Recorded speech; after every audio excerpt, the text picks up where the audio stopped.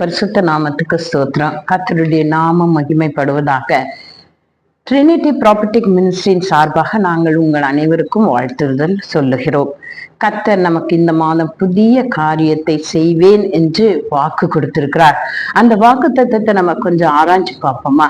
எப்ப நம்மளுக்கு புதிய காரியங்கள் நடக்கும் என்பதை நம்ம தெரிந்து கொள்வோமா?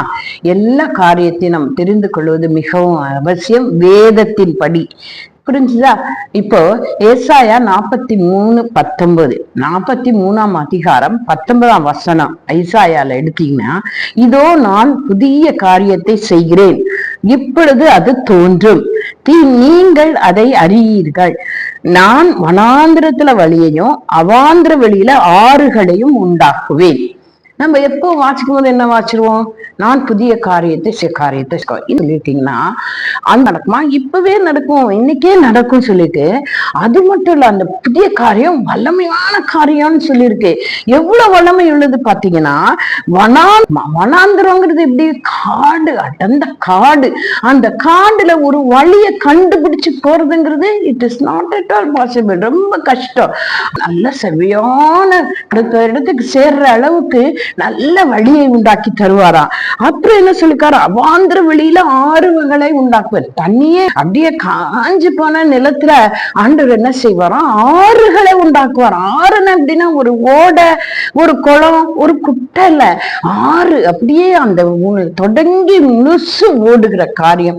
அவ்வளோ ஆறுகளை உண்டாக்குறன்னா, அப்போ அவங்க நம்மளை உண்டாக்குன தேவன் நம்ம தெரிஞ்சுக்கொண்டோமா? அந்த வசனத்துல அவ்வளோ வல்லமை உள்ள தேவன். யாருக்கு இந்த புதிய காரியம் எல்லாம் செய்வார்னா எல்லாருக்கும் செய்ய மாட்டாருங்க. அவரை இன்னும் இயேசு சுவாமி அவ்வளோ எல்லாத்துக்கும் செய்யறதாகல. ஆனா ஆண்டவர் இன்னாருன்னு இல்லை, யாரும் அவர்கிட்ட வரவங்க அவரோட பிள்ளைகளுக்கு நிச்சயமா செய்வாரு. நீங்க பாத்தீங்கன்னா இதே அதிகாரம் ஏசாயா 43:1 பாருங்க, அதுல தெரியும் உங்களுக்கு.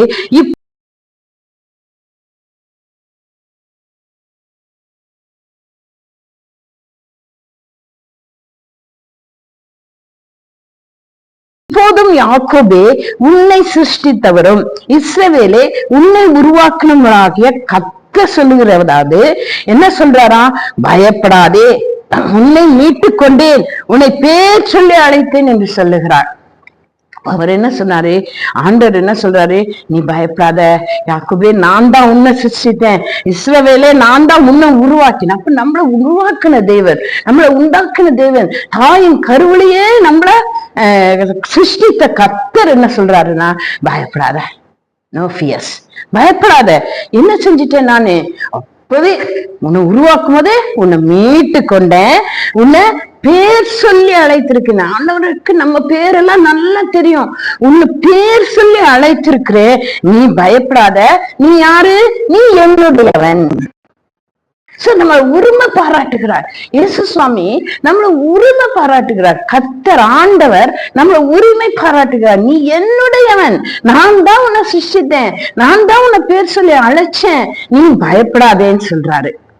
அப்புறம் என்ன சொல்றாரு பாத்தீங்கன்னா 17ஆம் வசனம், அதுலயே அவரோட பவர், எவ்வளவு பவர், வல்லமை உள்ளவர் அப்படிங்கறத 17ஆம் அதிகாரத்துல 17ஆம் வசனத்துல சொல்றாரு. இதே 43ஆம் அதிகாரம் 17ஆம் வசனத்துல சொல்றாரு, ரதங்களையும் குதிரைகளையும் இராணுவங்களையும் பராக்கிரமசாலிகளையும் புறப்பட பண்ணி அவைகள் எழுந்திராதபடி ஒருமித்து விழுந்து கிடக்கவும் ஒரு திரி அணைகிறது போல அணைத்து போட பண்ணுகிற கர்த்தர். அப்போ நம்ம கர்த்தரோட வல்லமை எப்படி இருக்குதுன்னா, பெரிய இராணுவம், ஒரு பெரிய சேனை, அப்படியே கூட்டமா படை வீரர்கள் எல்லாத்தையும் ஒன்று திரட்டி ஒரே நிமிஷத்துல அழிக்க வல்லவர். அப்போ நமக்கு எதிரா ஒரு இராணுவம் வந்திருக்கா, நமக்கு எதிரா சத்துரு புறப்பட்டு இருக்கா, சுத்தி எல்லாமே நமக்கு எதிரா எழும்பி இருக்கிறாங்களா, நம்மளை கொல்றதுக்கும் நம்மளை அழித்து போடுவதற்கும் திட்டம் பண்ணி கொண்டு இருக்கிறாங்களா, அவங்க அத்தனை பேரையும் ஒன்னா சேர்த்து என்ன செஞ்சிருவாராம்? அவ்வளவு வல்லமையுள்ள தேவன் ஒரே நிமிஷத்துல அழித்து போடுவாராம். இதுதான் நடந்தது இல்லைங்களா இஸ்ரவேலர் வழி பயணத்துல? அது போலதான் ஆண்டவர் சொல்றாரு, நான் உன்னை மீட்டு கொண்டேன், நான் உன்னை பேர் சொல்லி அழைச்சேன், நான் உன்னை இப்படிதான் காப்பாத்துவேன், பயப்படாத. அந்த சத்துருக்கெல்லாம் ஐயோ இவ்வளவு பேரா திரண்டு வந்துட்டானே, இவ்வளவு பேர் என் மேல இவ்வளவு போய் சொல்லிட்டாங்களே, இவ்வளவு பேர் எனக்கு எதிர்த்து நிக்கிறாங்களே அப்படின்னு நீ பயப்படாத. நீ கர்த்தரிடத்துல மட்டும் உண்மையாயிரு. கர்த்தர் உன்னை என்ன சொல்வாரு, நான் மீட்டு கொண்டேம்மா, கருவிலேயே உன்னை குறிச்சிட்டேம்மா, நான் உன்னை என்ன செஞ்சிருவேன், தப்பு வச்சிருவேன், காப்பாத்திருவேன், உன்னை சத்ரு அழிச்சிருவேன்னு சொல்றாரு. அது மட்டுமா சொல்றாரு, அந்த அந்த சத்ரு எப்படி அழிவானா, ஒரு திரி எடுத்து இப்படி அணைச்சா எப்படி அணைஞ்சிருவேன்லாம் போயிடும் இல்லைங்களா, அதுக்கப்புறம் அது பவரே இல்லை. அந்த மாதிரி நான் அணைத்து போடுவேன். அவ்வளவு வல்லமை உள்ள தேவன் உன்னுடைய தேவன். உனக்கும் எனக்கும் அவ்வளோ வல்லமை உள்ள தேவன் இருக்கிறாருங்க.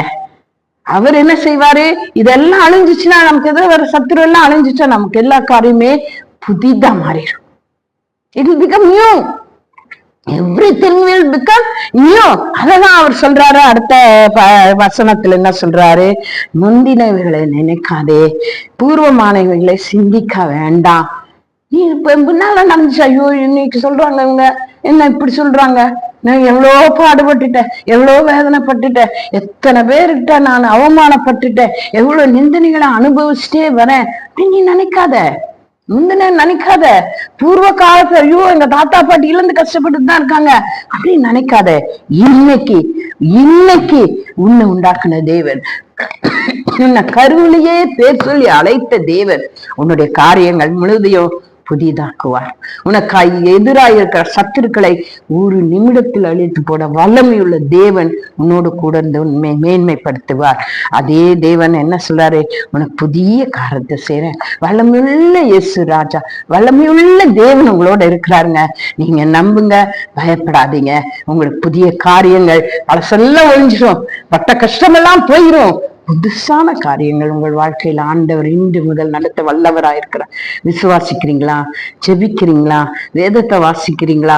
கட்டாயமா உங்களுக்கு ஆண்டவர் செய்வார். அவர் வெட்கப்படுத்த மாட்டார்.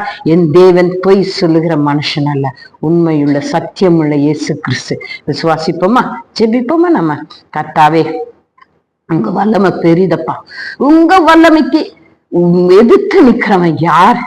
உங்க வல்லமைக்கு முன்னால நிக்கிறவன் யாரு? யாருமே இல்லை சுவாமி, ஒண்ணுமே செய்ய முடியாது. நீங்க என்ன தெரிந்து கொண்டதுக்கு நான் ரொம்ப நன்றி உள்ளவங்களா இருக்கோம். ஆண்டவரே, எங்களை நீங்க தெரிந்து கொண்டீங்க, பயப்படாதேன்னு எங்களுக்கு தைரியம் தந்திருக்கீங்க. எங்களுக்கு எதிராக இருக்கிற எல்லா சத்துருக்களை அழித்து உனக்கு புதிய காரியத்தை செய்வேன்னு சொன்ன தேவன் நீ செய்வீர் என்று நாங்கள் விசுவாசிக்கிறோம். கர்த்தாவே, நம்பி ஜெபிக்கிற எல்லா பிள்ளைகளையும் நீர் அதே வண்ணமாய் ஆசீர்வதித்து காத்துக்கொள்ள வேண்டுமாய் நசரேயனாகிய இயேசு கிறிஸ்துவின் இன்ப நாமத்தில் கெஞ்சி கேட்கிறோம் சுவாமி.